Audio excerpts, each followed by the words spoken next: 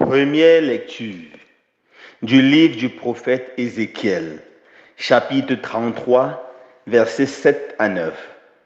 La parole du Seigneur me fut adressée. Fils d'homme, je fais de toi un guetteur pour la maison d'Israël. Lorsque tu entendras une parole de ma bouche, tu les avertiras de ma part. Si je dis au méchant, tu vas mourir, et que tu ne l'avertisses pas, si tu ne lui dis pas d'abandonner sa conduite mauvaise, lui, le méchant, mourra de son péché. Mais à toi, je demanderai compte de son sang. Au contraire, si tu avertis le méchant d'abandonner sa conduite et qu'il ne s'en détourne pas, lui mourra de son péché, mais toi, tu auras sauvé ta vie. Parole du Seigneur. Nous rendons grâce à Dieu. Psaume 94. Aujourd'hui, ne fermez pas votre cœur, mais écoutez la voix du Seigneur. Venez, crions de joie pour le Seigneur. Acclamons notre rocher, notre salut. Allons jusqu'à lui en rendant grâce. Par nos rythmes de fête, acclamons-le. Aujourd'hui, ne fermez pas votre cœur, mais écoutez la voix du Seigneur. Entrez, inclinez-vous, prosternez-vous. Adorons le Seigneur qui nous a fait. Oui, il est notre Dieu. Nous sommes le peuple qu'il conduit. Aujourd'hui, ne fermez pas votre cœur, mais écoutez la voix du Seigneur. Aujourd'hui, écouterez-vous sa parole. Ne fermez pas votre cœur comme au désert, où vos pères m'ont tenté et provoqué, et pourtant ils avaient vu mon exploit. Aujourd'hui, ne fermez pas votre cœur, mais écoutez la voix du Seigneur. Deuxième lecture de la lettre de Saint Paul apôtre aux Romains, chapitre 13, versets 8 à 10. Frères, n'ayez de dette envers personne, sauf celle de l'amour mutuel. Car celui qui aime les autres a pleinement accompli la loi. La loi dit, tu ne commettras pas d'adultère, tu ne commettras pas de meurtre, tu ne commettras pas de vol, tu ne convoiteras pas. Ces commandements et tous les autres se résument dans cette parole. Tu aimeras ton prochain comme toi-même. L'amour ne fait rien de mal au prochain. Donc, le plein accomplissement de la loi, c'est l'amour. Parole du Seigneur. Nous rendons grâce à Dieu. Alléluia, alléluia. Dans le Christ, Dieu réconcilie le monde avec lui. Il a mis dans notre bouche la parole de la réconciliation. Alléluia. Évangile de Jésus-Christ selon saint Matthieu, chapitre 18, versets 15 à 20. En ce temps-là, Jésus disait à ses disciples, « Si ton frère a commis un péché contre toi, va lui faire des reproches seul à seul. S'il t'écoute, tu as gagné ton frère. S'il ne t'écoute pas, prends en plus avec toi une ou deux personnes, afin que toute l'affaire soit réglée sur la parole de 2 ou de 3 témoins. S'il refuse de les écouter, dis-le à l'assemblée de l'Église. S'il refuse encore d'écouter l'Église, considère-le comme un païen et un publicain. Amen, je vous le dis. Tout ce que vous aurez lié sur la terre sera lié dans le ciel, et tout ce que vous aurez délié sur la terre sera délié dans le ciel. Et pareillement, amen, je vous le dis, si 2 d'entre vous sur la terre se mettent d'accord pour demander quoi que ce soit, ils l'obtiendront de mon Père qui est aux cieux. En effet, quand 2 ou 3 sont réunis en mon nom, je suis là au milieu d'eux. Acclamons la parole de Dieu. Louange à toi, Seigneur Jésus. Frères et sœurs bien-aimés, en ce jour, la Sainte Église, notre Mère, nous invite à célébrer avec joie et allégresse le 23e dimanche du temps ordinaire de l'année liturgie 1. Les 3 textes que la liturgie nous propose en ce jour nous aident à réfléchir sur la façon avec laquelle nous devons aborder notre prochain pour l'aider à s'améliorer, pour l'aider à se corriger, pour l'aider à se convertir davantage. Dans la première lecture de ce jour, le prophète Ézéchiel s'adresse au peuple et il dit ceci: « J'ai fait de toi un sentinelle pour ton peuple. » C'est qui le sentinelle? Le sentinelle était un soldat qui avait une tâche très particulière dans l'armée. C'était de veiller. C'est lui qui, de jour et de nuit, s'assurait qu'aucun ennemi ne venait. Très souvent, son lieu de service était construit sur une tour. Et de cette tour, il pouvait observer à distance et voir si un éventuel ennemi devait s'approcher. Et lorsqu'un ennemi s'approchait, il devait sonner à la corne pour inviter le peuple à prendre les armes et à ne pas se laisser surprendre par le peuple.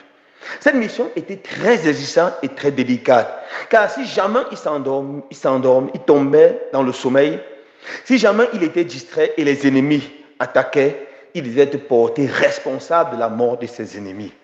Alors le Seigneur dit au prophète: tu dois jouer le même rôle au milieu de tes frères et sœurs. Tu ne dois pas regarder simplement ta propre vie, t'efforcer à te sanctifier, mais tu dois également regarder la vie de tes frères et sœurs et voir si dans leur vie il y a des choses qui ne sont pas conformes à l'évangile, s'ils s'éloignent de moi, s'ils se plaisent dans le mal, et rapidement tu dois les mettre en garde. Si tu assumes ta mission, tu les mets en garde et ils continuent dans le mal, ok, tu es libre de leur sang. Mais si tu t'endors ou tu négliges cette tâche si importante et ils se perdent, tu rendras compte.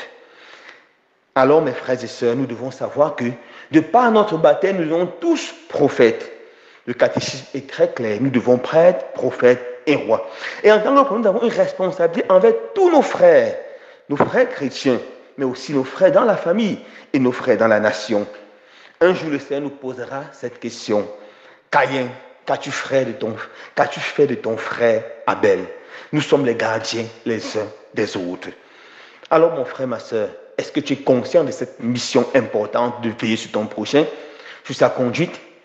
Toi, mère de famille, est-ce que tu es conscient que tu dois aider tes enfants à connaître Dieu, à vivre dans la vertu, à apprendre à prier, à aimer Dieu? Toi, patron, est-ce que tu es conscient que dans ton lieu de service, tu dois veiller à ce que tes employés vivent dans la crainte du Seigneur et le respect des lois de la République? Est-ce que dans nos différentes familles, nous sommes conscients que nous avons une responsabilité? Alors, comment devons-nous vivre cette responsabilité? Dans un véritable esprit d'amour et non dans un esprit de rivalité. Dans la deuxième lecture de ce jour, Saint Paul dit ceci avec beaucoup d'éloquence: frères, n'ayez des dettes envers personne sauf celle de l'amour mutuel, car celui qui aime les autres a pleinement accompli la loi. Ce qui doit nous pousser à regarder nos frères, ce n'est pas un esprit de rivalité, un désir de les humilier, de les écraser, de les piétiner, un désir de les saboter ou de les réduire à néant, mais un désir véritable de les relever, un désir fondé sur un amour vrai. Je dois veiller sur mon frère parce que je l'aime. Je dois veiller sur mon frère parce que j'ai l'obligation morale de l'aimer. Et l'amour, c'est le plus grand de tous les commandements. En fait, l'amour, c'est le résumé de tous les commandements. À cause de cet amour pour mon frère, je dois me sacrifier pour veiller sur lui. Je dois devenir son véritable gardien. L'amour doit être le fondement de ma relation à tous les niveaux. Au niveau familial, au niveau de ma communauté chrétienne, de ma CEB, au niveau de mon lieu de service, je dois baser tout sur l'amour. Car Dieu est l'amour et l'amour vient de Dieu. Dans l'Évangile, Jésus donne quelques instructions très importantes pour réussir à faire la correction fraternelle. Parce que lorsque j'observe mon frère, je me rends compte qu'il a une mauvaise conduite. Comment dois-je faire pour le ramener à Dieu? Premièrement, je dois l'aimer, comme nous dit Saint Paul dans la deuxième lecture. Je dois vraiment l'aimer. Et à cause de cet amour, je ne dois pas aller le saboter. Si mon frère me fait du mal, ou fait du mal à quelqu'un, ou commet un grand crime dans la communauté, première chose, je dois l'aimer et vouloir qu'il change. Et cet amour va m'empêcher d'aller parler mal de lui partout, excepté à lui. Cet amour va m'empêcher d'aller dans les réseaux sociaux, le vilipender, le saboter, écrire des lettres ouvertes pour le détruire sa réputation. Absolument pas. Cet amour doit me pousser à aller vers lui. Jésus, la première étape, c'est voir ton frère seul à seul, face à face. Je pense, mes frères et sœurs bien-aimés, ça c'est l'étape la plus délicate, souvent même la plus difficile. Mais c'est dans cette étape qu'on juge les véritables chrétiens, les véritables amoureux de Dieu et ceux qui aiment vraiment leurs frères et leurs sœurs. Avoir le courage de vaincre notre ego, d'aller vers le frère et lui dire, mon frère, ma sœur, j'aimerais qu'on parle. Peux-tu t'asseoir pour qu'on parle? Nous devons être intelligents dans cette étape, choisir le bon moment pour approcher l'autre, le moment où il est calme, où il est paisible. Choisir le bon endroit pour approcher l'autre et le faire face à face, face à face.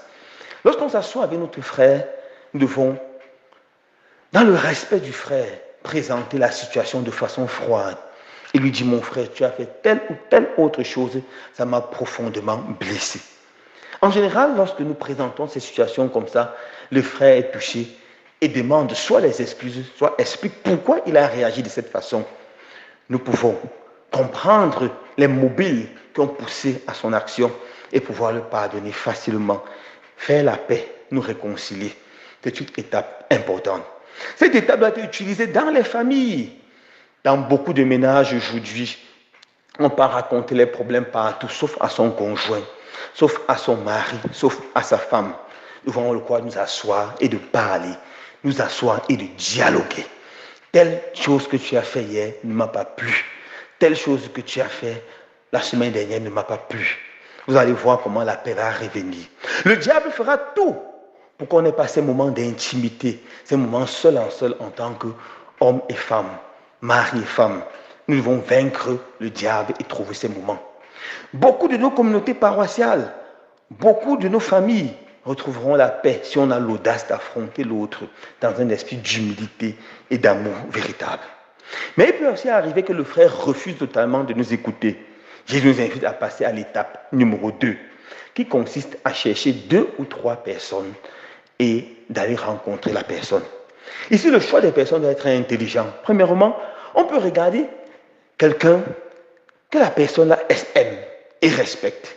Par exemple, une femme peut avoir un problème avec son mari et elle voit l'ami de son mari. Elle pose le problème parce qu'elle sait que son mari va ouvrir son oreille ou prêter attention à ce que son ami lui dira. On peut avoir un problème avec son mari et on va rencontrer dans la belle famille quelqu'un, un oncle, une tante, quelqu'un qui est proche du mari, quelqu'un que le mari peut écouter. Nous devons être intelligents. On peut choisir aussi dans la communauté quelqu'un de neutre. Par exemple, dans la paroisse, on peut rencontrer un prêtre, une religieuse, quelqu'un de neutre, quelqu'un que l'autre peut écouter. Et on va avec 2 ou 3 personnes pour que la personne sache le sérieux de la situation. Certainement, mes frères et sœurs bien-aimés, le problème sera résolu à ce niveau, ça n'ira pas plus loin. Certainement, ça sera résolu à ce niveau, parce que personne n'a un cœur dur comme la pierre. En général, lorsque chacun est abordé avec amour, est abordé avec des personnes qu'il aime, les personnes qui le respectent, sans être humilié, il s'ouvre. Mais il peut aussi arriver le cas où malgré cela, la personne n'écoute pas. Alors Jésus nous invite à passer à l'étape numéro 3, aller voir la communauté chrétienne. Ici, on voit la communauté chrétienne, pourquoi? Parce que la communauté chrétienne a reçu un pouvoir de Dieu, le pouvoir de la prière du groupe. Si 2 ou 3 sont rassemblés à mon nom, je suis là au milieu d'eux. Si 2 ou 3 se mettent d'accord pour faire quelque chose, je le ferai. Ici, la communauté chrétienne, tous ensemble, doivent élever les prières vers le frère, vers la sœur et demander qu'ils se convertissent. Et demander qu'ils se convertissent. Et notre Dieu, qui est un Dieu bon, conduira cette personne à lui. Mes frères et sœurs bien-aimés, n'oublions pas que tout doit être motivé par l'amour et rien que par l'amour. Je conclus par ce témoignage que j'ai vécu il y a quelques années. J'ai été abordé par une dame qui me racontait la situation de sa famille. Une division terrible, une grande haine entre la famille. Mais tout était orchestré par 2 membres de la famille qui étaient ennemis jurés et qui chacun luttait avec force pour rallier l'autre de son camp. Lorsqu'elle m'a raconté le problème, et je lui ai dit, il faut absolument que les 2 membres de la famille là se rencontrent. Elle était l'une de ces deux personnes. Elle m'a dit, jamais je n'ai pas rencontré ce frère. Il m'a fait tellement de mal. Je lui ai dit, tu veux vraiment la paix? Il dit, oui. Alors tu dois vaincre ton ego et aller voir ton frère et faire la paix avec lui. Poser le problème sur la table, parce qu'en fait, je ne vois pas de problème. Tu dois vaincre ton ego. Elle m'a dit, je ne peux pas mon frère, j'ai besoin de le faire. Et je l'ai accompagnée à la prière. Nous avons prié ensemble, nous avons demandé de donner la grâce, l'humilité d'aller rencontrer son frère. Alors, elle a voyagé, elle est allée chez son frère. Elle s'est dit, comment est-ce qu'il va m'accueillir? Est-ce qu'il va jeter les pierres? Et elle est entrée chez son frère. Il n'était pas là. Elle était accueillie par la femme de son frère. Elle a attendu son frère. Lorsqu'il est rentré, il a vu. Il a foncé son visage comme d'habitude. Tout le monde a laissé seul au salon. Et elle est venue lui dire, voilà pourquoi je suis venue. Elle a présenté le problème avec beaucoup d'humilité. Elle a demandé pardon sur sa part. Elle a dit pourquoi elle a été tellement blessée par ce frère. Ce frère, à sa grande surprise, a répondu en demandant également pardon pour son tort. Et c'est comme ça que la réconciliation est née. Et plus tard, pendant la réunion familiale, en s'embrassant, ils ont permis à toute la famille de s'embrasser et de retrouver la paix, l'harmonie. L'audace d'écouter les conseils de Jésus. L'audace de s'occuper, de se préoccuper du bien de son frère. L'audace de faire tout par l'amour, conduira nos familles à la paix, à la joie, au bonheur. Que le Seigneur donne la grâce en ce dimanche de devenir les gardiens les uns des autres, d'avoir le courage d'aimer le frère, pas seulement dans notre cœur, mais en acte et en vérité. Loué soit Jésus-Christ.